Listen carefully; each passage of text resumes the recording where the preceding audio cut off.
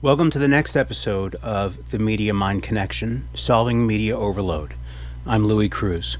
This slideshow presentation is based off of my book, Acclimatic Restorative Coaching, Solving Media Overload. It's a guide for everybody, including therapists, life coaches, peer specialists, and anyone else who wants to learn how to recover from overexposure to traumatic information, whether it comes by way of news or social media or anything else. Now, Acclimatic Restorative Coaching, also called ARC, is a world's first because it's the first talk therapy or life coaching approach ever designed from inside the media looking out rather than the outside looking in.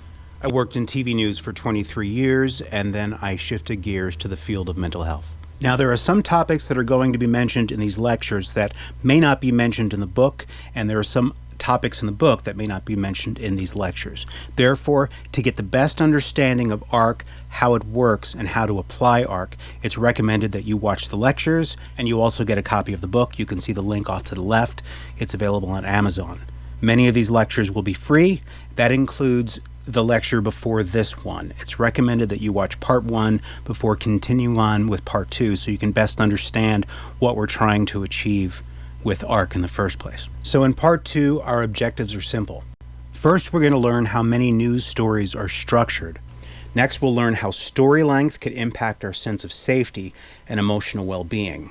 We'll learn how overexposure to short stories can alter our worldview via top-down and bottom-up thinking. So I hope a lot of media insiders, people who work in the industry, pay attention to this, because while you're focused on sharing truth with the world, if you're working for an honest media outlet, story length can really affect the viewers you're trying to serve. So this is an important topic to understand. We're also going to learn the benefits of shifting our focus from the specific stories themselves, the content that may get you angry or upset or fearful, to the formats that created them. That's because the formats that have existed for nearly 200 years can make almost any topic seem traumatic and yet not be entirely true. So by following these objectives and following along with this lecture, you'll be able to understand that the world may not be as bad as you originally thought. So why does all this matter? Well, there are two basic kinds of thinking. It's also called processing, two different kinds of processing. There's top-down thinking and bottom-up thinking. Top-down thinking is when our minds are so filled with clutter, ideas, assumptions, internal conflicts, past traumas, that even when we try to look at the world, we don't actually see it. Instead, we see the contents of our own mind. That's top-down thinking. And then there's bottom-up thinking. Bottom-up thinking is when we look directly at the world using all of our senses. We receive that sensory information, and then we allow our ideas to match what we've sensed, right? So top-down thinking is when our mind is filled with clutter, and then we look at the world and we see it as a reflection of the clutter in our mind. And bottom-up thinking is when we let the world tell us what's actually true. Now, this is an issue when it comes to electronic information, whether it's news media, social media, whatever it happens to be. Because let's say we have traumatic news coming in on one of our digital devices. Well, we usually start with bottom-up processing. Now, I'm oversimplifying this, but we start with bottom-up processing. So we look at the information on our digital devices, we collect the information that we're looking at, and then we allow our ideas to match what we've digested. That information then contributes to clutter in our mind, and then we engage in top-down processing. We try to look at the world, but instead we see reflections of the contents of our head, and much of that came from the information that you just consumed electronically. Now, this process of bottom-up and then top-down thinking can be very beneficial. Let's say you went to medical school for years, you're now a doctor, and you see a cut on someone's arm. Where someone else may have just seen a cut, you'll see the information you've compiled after years of study and also a solution for helping that cut heal. But when bottom-up and then top-down thinking negatively alters the way we treat our fellow human being, that can cause a problem. It can also cause a problem if we begin to see the world as a threatening place, because our survival instincts will come online and cause us to behave in ways we ordinarily wouldn't. So it's an ABC process. And if you're familiar with cognitive behavioral therapy, also called CBT, the ABC model may sound similar. It's different when it comes to ARC, and I'll explain why in a moment. So with the ABC model, first there's an activating event. So let's say you pass someone in the street and you offer a greeting, but they don't respond. The result is an emotional consequence. Perhaps you feel upset. You said something to this person, they didn't respond to you, and you become upset. And you blame that person for how you feel. But the truth is, in between the activating event and the emotional consequence, between A and C, there's a B. There's a belief system. While we may think that the emotional consequence was born from the activating event, in reality, our emotional consequence was born from our belief system, what we think the activating event means. So-and-so didn't wave to me, it must mean he doesn't like me, and then we become upset. So what a cognitive behavioral therapist will do is they'll help change that belief system. They'll help make that belief system something a little bit more realistic. Perhaps they couldn't hear you because they had earbuds in their ears, or perhaps they were having a bad day, or they just received bad news. And then your emotional consequence changes, and really what you're left with is just an event. That's how cognitive behavioral therapy works. But ARC is different. That's because, in regard to traumatic news, the information isn't vague. It's telling you very specifically that something dangerous happened, and it's implying that you may be in danger as well. Because the information is threatening in nature, it bypasses our belief system and instead awakens primitive survival reflexes that we all have. Those reflexes then prescribe negative emotions that alter our behavior in ways that are meant to keep us safe. Now, the defensive behaviors themselves may be informed by past experiences or unfortunate things we've learned along the way, but I'm getting ahead of myself. In a later episode, we're going to look more closely at these specific emotions and how they actually keep us safe. But what's happening with overconsumption of traumatic media content is that the content is often threatening in nature, which triggers primitive survival reflexes, and then our brain goes on autopilot. So very often, not always, but very often, our belief systems don't even matter because those are completely bypassed in many cases. ARC addresses all these. And by addressing these, it allows us to see the world as it is. Therefore, it's important for us to understand how this traumatic information is structured in the first place, why it is structured that way. That way, we can learn to see media content in a different way. This type of knowledge is very important so we can learn to digest information in ways that keep us informed and also allow us to live happier, less reactive lives. Now, many of us, due to technology, have been so overexposed to traumatic information that the damage has already been done and it's affected us on deeper levels. That's what ARC is for. That's what the actual talk therapy or life coaching approach is all about. So now let's shift gears a little and define what common is, or what is common. A popular tool for analyzing what is most common, less common, and least common is something called a bell curve. As you'll notice, I also use colors to signify common, less common, and least common. What's most common is colored yellow. The beige color represents things that are less common, and the color brown represents items that are least common. The bell curve approach is very often used to determine and measure societal norms. Let's say we wanted to look at what is most common, less common, and least common in regard to IQ points, or the intelligence quotient. What's most common for most people is an IQ score between 85 and 115. That's what's most common. What's less common are scores between 70 and 85, or 115 and 130. And what is the least common IQ score is either between 55 and 70 or 130 to 145. That's where we start to enter the arena of geniuses. We can also apply it to economic classes. What's most common is the middle class. What's slightly less common are the lower middle class and the upper middle classes.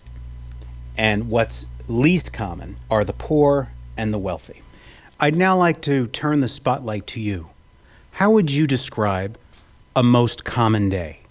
Chances are you'd wake up, you'd brush your teeth, you'd take a shower, you'd go about your day and do things you ordinarily do. That is a very common day. What would be slightly less common? Perhaps something slightly less common would be really bad news or really good news. And what is least common would be an outright tragedy or winning the lottery. That would be least common. Focus for now on what will most likely happen in your life and identify that as being most common. That's information that would be colored yellow, and it would represent the center and largest portion of the bell curve. Now, how did you come up with your answer? You came up with that answer using bottom-up thinking. You had looked at your life many days in a row, and you've determined what was most common, and that information is now in your head. Now that we've explored common, less common, and least common, let's look at where a common media practice originated. It actually began in the 1830s, nearly 200 years ago, with a device called the telegraph. The telegraph was the first electronic device that allowed people to communicate over great distances. When a telegraph operator pushed down on a lever, a tone would be created, and that tone would then be transmitted over many miles of electrical cable. On the other end of that cable would be another person who would hear the tones and receive whatever message was being sent through a language called Morse code. Now, although the telegraph revolutionized communication, it had some problems. First of all, sending telegraphed messages was quite expensive. Not everybody could afford to send long-winded messages. Also, since it was new technology, electrical connections were not always great. Sometimes they were spotty at best. That means that even if somebody could afford to send a long-winded message, the message may get cut off. This posed a problem. Imagine, for example, a telegraph operator sending the following message. Dear Mary, I hope this message finds you doing well as I miss you dearly. Please send medicine as our dear Uncle Ned will surely die. Being reduced to, Dear Mary, I hope this message finds you doing well as I miss you dearly. Poor Uncle Ned wouldn't have a chance. Therefore, telegraph operators invented a new way of communicating messages. First, they would break down the message into individual points, and then they would prioritize those points by importance. The most important information would go first, slightly less important information would go second, and the least important information would go at the end. That way, if the telegraph message got cut off for any reason whatsoever, the recipient of the message would still get the most important information. In this case, need Uncle Ned's medications. That's great news for Uncle Ned. He can live to dance another day. Broadcast news agencies eventually adopted a similar style of sharing information with the public, and they called it the inverted pyramid. The inverted pyramid, as you might guess, looks just like an upside-down pyramid, but it's a tool that helps journalists identify what information to put first, what to put next, and so on. The most important information would go at the beginning, slightly less important information would go next, and so on and so forth. That way, if unscripted breaking news took so much time that they had to shorten the rest of the stories, people at home would still get the most important information. Now, this can affect our worldview, because the truth of any circumstance has all kinds of information that's considered important, less important, and so on and so forth. But recipients of this news or this journalism would only hear the most important information, particularly from stories that were shortened. To help us understand how overexposure to this sort of content can affect our perception of the entire world, let's look at a little graph that I made for you. On the far left, I included a stress meter. The bottom of the meter represents information that lets us know we're safe. When we know we're safe, we have a feeling of happiness. The middle of the meter represents neutral events that have no emotional value whatsoever. And finally, the top of the stress meter represents information that lets us know we're in danger. And once we feel as though we're in danger, stress comes about, as do other emotions designed to keep us safe. Now that we've established that, let's look at a series of events. Now, the lines you're about to see on this graph were randomly generated using Google Sheets, so they don't actually represent any specific events, but they'll help us understand how the inverted pyramid and story length can affect our perception of the world. Now, this entire graph represents a single day of events, and each color represents a different topic. Yellow represents a day's events that impact survival, the red line indicates political content, and the blue line indicates emotional content. Now, if you notice, since these lines go up and down randomly, there are survival stories that impact our well-being. Some of them might create stress, some of them really don't mean much of anything, and others would make us feel pretty good because we're actually safe. Same goes for politics and emotional content. I then introduced the inverted pyramid technique to prioritize information based on importance. And what sorts of information do most of us need to know? Well, we need to know about things that would make us unsafe, things that fall out of our daily norm. If you look at each intersection point or at each event in the 3 topics throughout a single day, they're numbered from 1 to 54. The very top events, high on the stress meter, are numbered 1, slightly lower is number 2, and so on and so forth until it reaches the number 54. So now let's see what happens when we shorten this turn of events. If we shorten it once, right, we only have 24 hours in a day. A broadcast can't go on for 24 hours, especially when we're talking about 3 separate categories of information. So they shorten their story to make the information fit within their broadcast. So they shorten it once. This would be considered a long news report. If you look, you'll see that there's stressful information, but there's also some neutral information and some somewhat positive information, which also means there's information that lets us know that we're safe and can be happy, but it's not being reported. Now let's shorten this turn of events again. Now these news reports represent events throughout the day, but now we're only seeing events 1 through 17, which leaves events 17 through 54 completely unreported. So we're getting more stressful information and some stressful information that might fall under the category of neutral. And now let's shorten a day's events even more. We now see we're provided only the most traumatic information. Some of them may move towards neutral information, but then they never quite get there. So the information you see right now are highest on the stress meter. Imagine being overexposed to that. The good news, though, is that events in the real world are far more positive than you may have been led to believe based on the shortest news stories. Something else to note is that terrorists understand that news organizations rely on this inverted pyramid technique. Therefore, they do their best to try to be the most traumatizing possible, because they know that since news organizations employ the inverted pyramid technique, they will be forced to air whatever terrifying act the terrorists portrayed. These news organizations then become microphones or sharers of the terror. Now, it should be noted that a recent politician whose name will not be mentioned here used the terrorist model for his own benefit. By being as shocking and as controversial as he could, he ensured that news organizations would be forced to air his name and keep him on the lips of future voters.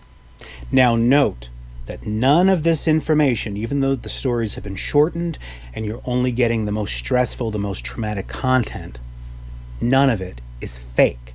It's all real information. But it is wildly disproportionate to reality because it's discounting a majority of events that happen throughout life that are not traumatic. And if you notice, there are far more events within this 24-hour period that were not traumatic than events that were traumatic. As you can see, the inverted pyramid technique is not only used to prioritize what events to cover, but then it can be used again to shorten the stories, which can result in them being even more traumatizing. But keep in mind, their end goal was giving you the most important information first. This has existed for many years, but what's changed is technology, which has made overexposure to information the anthem of the 21st century. Now, something very interesting happened when I finished making these graphs.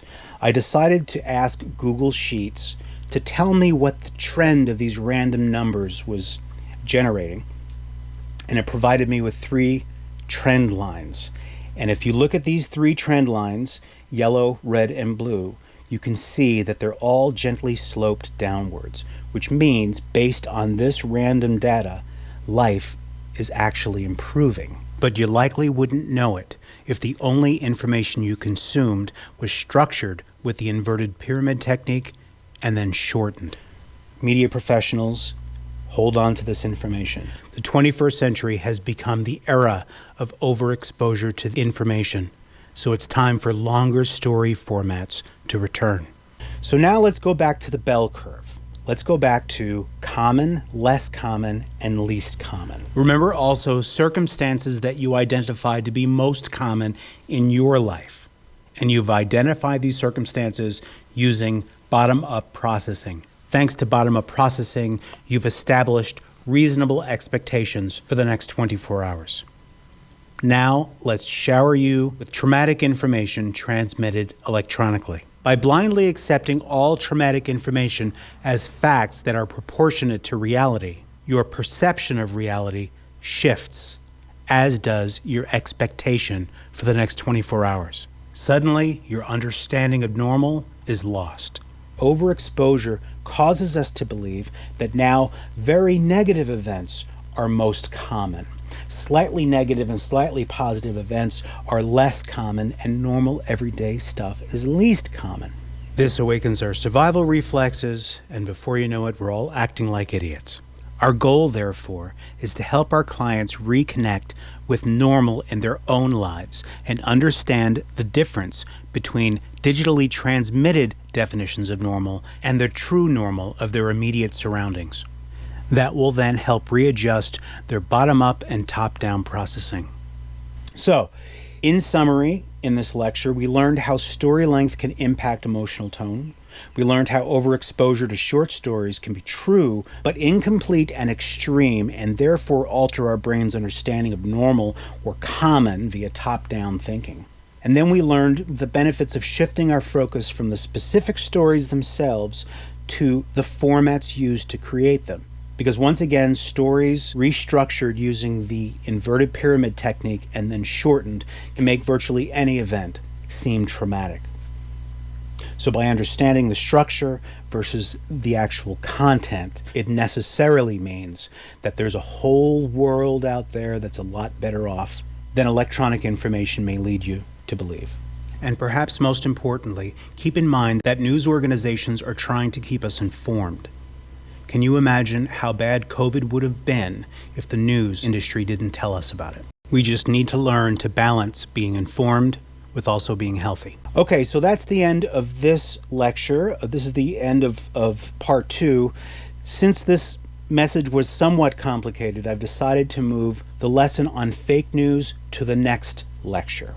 We'll explain how the inverted pyramid technique, teamed with logical fallacies, contributes to the fake news format. If you need to listen to this lecture several times, go for it. See you on the next one, and remember to pick up a copy of Acclimatic Restorative Coaching, available on Amazon.com.